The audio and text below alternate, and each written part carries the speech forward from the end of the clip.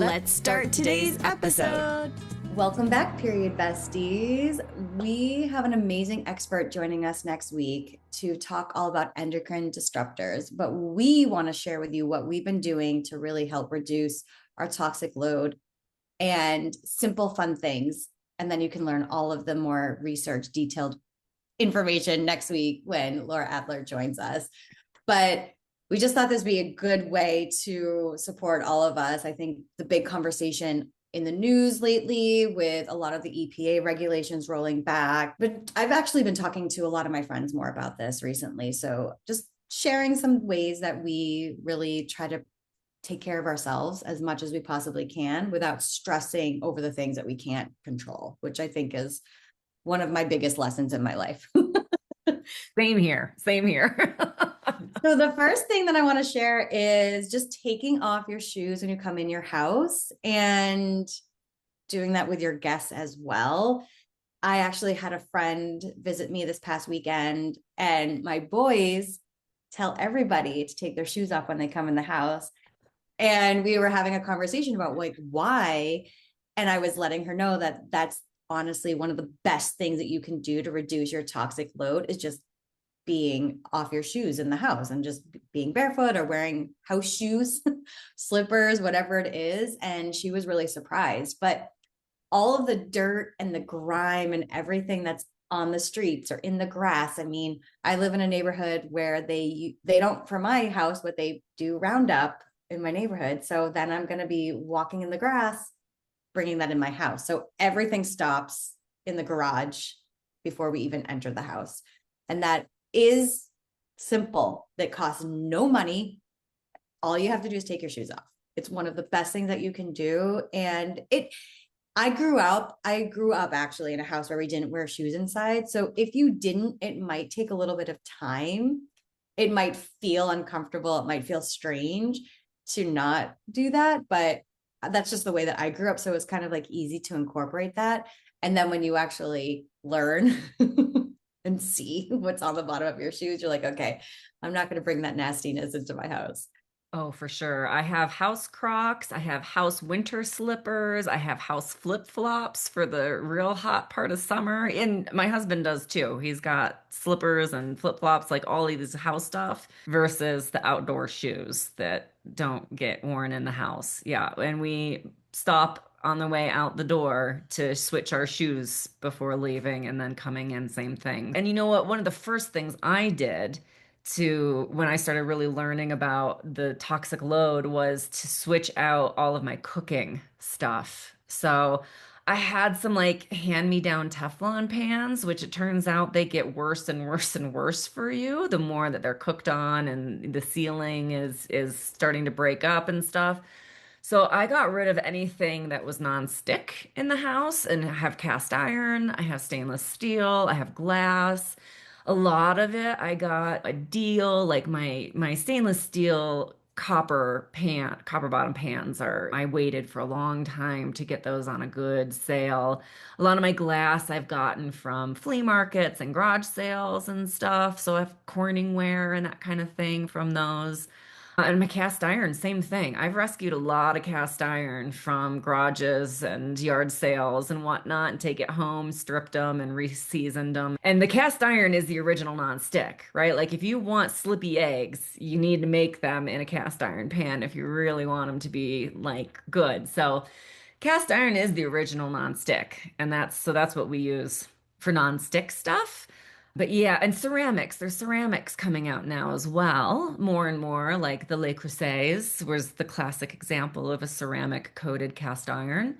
But they're making more pans and things now too that have that ceramic coating. So that could be a good alternative as well, depending on your budget. But yeah, I've just thrifted things over the years, and I have more pans now than I generally need outside of Thanksgiving and Christmas and maybe a couple holidays. But that one for me felt really easy. And then the other thing was also the plastic containers. So I have glass containers that we use for anything, especially if it's hot, like leftover sauce or chili or soup, especially when I'm batch cooking. I do have plastic containers still from back in the day, and I only put things in them that are cold. And then if they're going to get reheated, they go back on the stove. And then as the plastic falls apart, we throw it away and we don't replace it. So eventually it will all be glass.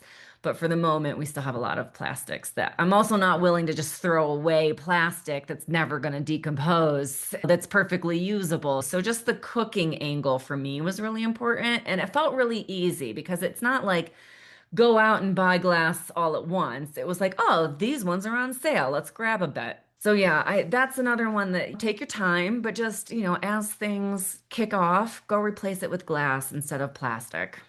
Yeah, we did the same thing. And so many people complain when they come visit because they're like, these stainless steel pans are so hard to clean. Like, you just have to soak it, give it time. It's not that hard. But so many people have gotten used to the Teflon and the coated and easy, but easier, I guess I should say, because it's not hard. But No, we we put ours definitely, straight into the dishwasher. We don't do anything. We just scrape the gunk off if there's any left and throw it in the dishwasher, and it comes out perfect every time. I mean, maybe once in a blue moon, there's little crusties left, yeah, but we make eggs a lot. And sometimes I'm not going to point fingers. If we don't put enough, you know, yes, that's what I love about the cast iron, right? I If need you a just cast gotta, iron. So you next just, time you find one, let me know. I all need right. one. But yeah, we stainless steel. And what we did with on any of the plastic, I just put the boys' stuff in it. So like when we have a whole Tupperware with our shells that we find at the beach now, or all of their crayons. So I've kind of taken all of the Tupperware that I didn't want to like just throw away, using it to be more organized. And then every time something's on sale, we'll get more glass containers and different things like that. I think the number one thing for me was the water bottles. I switched over to glass a long time ago, but really trying to help my family switch over. My parents would always have keep packet of water bottles in their car. And every time they would want one, they just would pull it out. I'm like, no, like your plastic is in the sun, it's seeping into the water. Like, no, I bought them the glass containers and different things. So that was one thing that as soon as I learned about, like, this was something that I learned in college, was plastics and how it was interacting with food and all of that. So this was something that I've been really trying to do for a long time and being really mindful about. Sometimes you go on a long road trip and you need to buy water. Like, it's fine, right? Yeah. We're just trying to do the small things every day so that it doesn't add up into our system. But again, I have gone and gotten a plastic water bottle when I've run out of water in the car and we're on the road. Like, it's fine. Don't stress over every little thing. I used to, especially doing takeout. They put them in plastic containers and it's really hot. And I'd be like, oh my God, like, this is like, I would have a moment. I'm like, Katie, calm down. It's okay. You're not doing this every day, all day. So that's just my motto in general when I'm thinking about all these things. It's how can I reduce it every day? And then when something happens, I'm like, okay, this is once in a while. This is okay. Yeah. Another really easy thing is, are you ready to change your life through charting? Yes, yes, you are. And even better, I have a free chart. So you can use it every day for the rest of your life. It's a mandala. You can color it. You can make it do all sorts of cool things, track all of your symptoms and every phase of your cycle. And it takes a moment a day to do. It's free and easy. Head to theperiodcoach.com to grab yours today. Laundry detergent, scented products in the house, like unplug the Glade plug-in. You don't need it. It's not good for you. And if you have pets, it's affecting them more. So I just want to say, like, those scented things, those laundry detergents, those scent balls, the candles, the plug-ins, like all of those things, if you have pets or children, it's hitting them even harder than you. So really, like, if you can't do it for yourself, do it for the smaller people in your house. But it's so easy to switch out of those things. I'm not saying you have to throw every scented candle away, like enjoy them, but if you could just finish that bottle of scented laundry detergent and the next time buy an unscented, right? Or fresh and clean, like an easy, less chemical version. Even just skipping the detergent and throwing in vinegar can be really helpful and also better for your clothes. It strips all of the conditioners and everything that they have in laundry detergent off of them, so your clothes will last longer and the colors will stay brighter and all that kind of stuff. And then around the house, open the doors and windows instead of putting in an air freshener. Give your house a little fresh air, literally, unless of course you're in a burn ban or something and you can't, but like, and do that or get an air purifier in your house rather than using plug-ins and scented products. And that goes kind of across the board, lotions, shampoos, conditioners, all that stuff. The less scents, the less junk in it, the better. Oh my God. Just you talking about the air fresheners is giving me a headache. I I know. cannot, anytime we go into like an Airbnb or a friend's house that has it, I get instant headaches. And I'm like, we got to unplug this. I can't, can't be here. I can't stay. I have to put it outside. I was Yeah. in So deep the fragrance, luteal when we were at the grocery store and we had to pop into a regular grocery store, like not a Trader Joe's or a Sprouts for something. And I was there for like 5 minutes and I was like, nope, I already have a headache. I'll be in the car, like grab what we need. But I was too close to my period and I had like an instant headache that I knew was going to be a migraine if I stayed there a second more. yeah, No. it's the worst. Yeah, it's so hard. So same, unscented everything. And Save your money. You don't need any of that stuff either. My God, I can think of a million things better to spend your money on. And if you really want your house to smell nice, do a simmer pot. Go to your local thrift store, find a small crock pot for like $1.50. It doesn't need a lid because you're never going to use it, so don't worry about it. That's exactly what I have. Put rainwater in it. That's what we do. We just use the rainwater and then we throw in like that one lemon that got a little hard and a couple of bay leaves and some rosemary or just whatever is around in the house. Oftentimes it's a citrus that may have just gotten forgotten about, or one of the cats was playing with it, which I don't know how they're doing, but they are.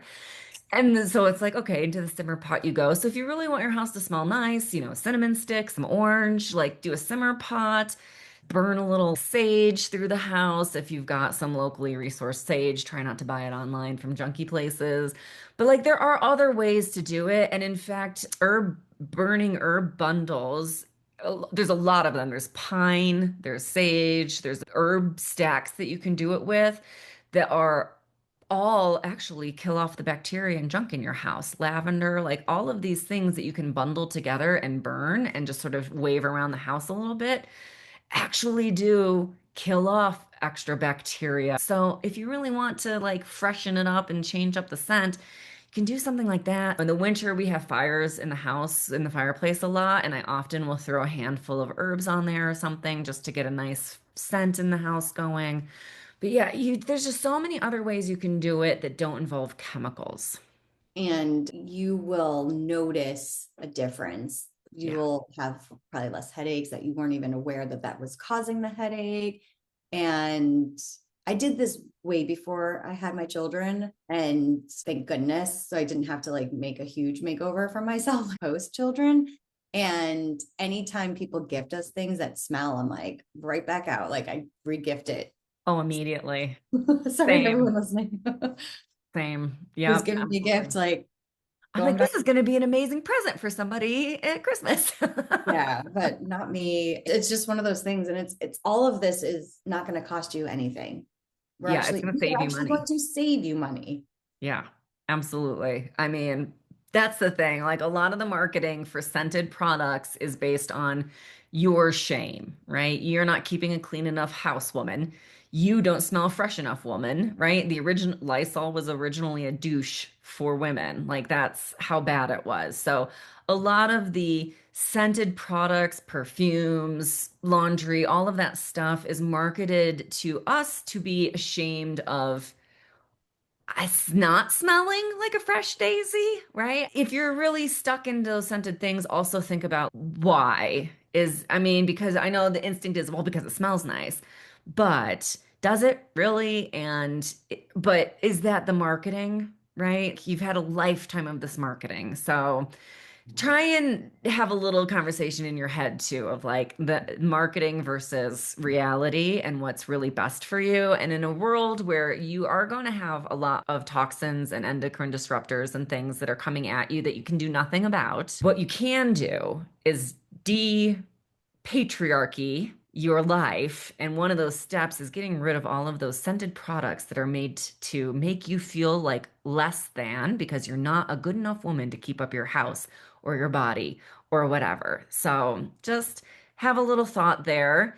Thank you all for listening today. I can't wait for you to dive in next week with Laura, who really is the expert on this stuff. And she also will reassure you and give you some helpful tips. So make sure you tune in next week for one of our longer episodes with a brilliant woman, and we'll see everybody then. Bye for now. A big shout out and thank you to our sponsors for today's episode, Period Coaching School and Katie Bressek Wellness. Thanks to you, our favorite bestie, for listening to the Period Besties Podcast, where no topic is TMI. And of course, share this episode with your besties. Remember to leave us a 5-star review, nothing less than the best for us besties, and subscribe wherever you listen to podcasts. You can follow us on Instagram at Stasha Washburn and at Katie Bressack, or email us at periodbestiespodcast@gmail.com. Check out more about us at katiebressack.com and periodcoachingschool.com. And of course, check the show notes for free goodies and extras that support this episode. We'll see you on the next episode. Bye for now, besties.